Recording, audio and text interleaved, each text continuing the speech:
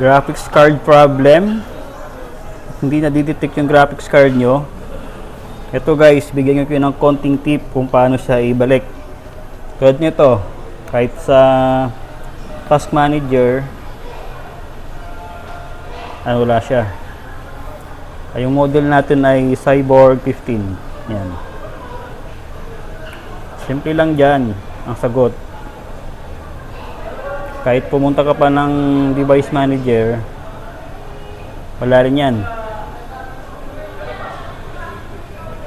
Yan lang nakikita. Yan yung mga na-encounter yung mga ibang user natin. So kahit restart natin yan, kahit mag-install ka pa ng drivers dyan, hindi mo siya ma-install kasi mag-e-error lang siya. So ngayon, bigyan nyo kayo ng konting idea paano sa i-fix yung ganong problema. Actually, hindi siya hardware problem ano lang yan, nasa software lang yan. May encounter nyo kadalasan kay Cyborg 15 or kay Katana, meron din siya. Kasi isipin nyo, siraan na yung graphics card kahit kakabili lang kasi hindi na-detect.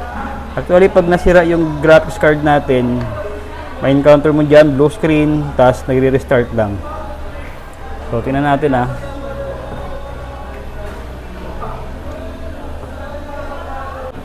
UHD pa rin yung lumalabas kahit sa Task Manager.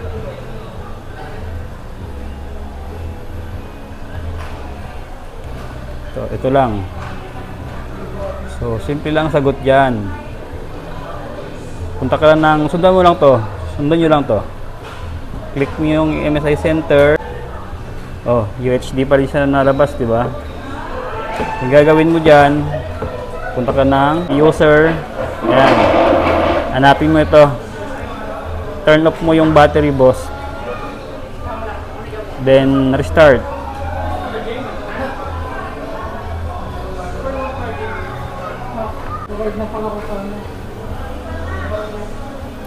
So, ngayon, check natin sa Device Manager kung bumalik na. Ayan.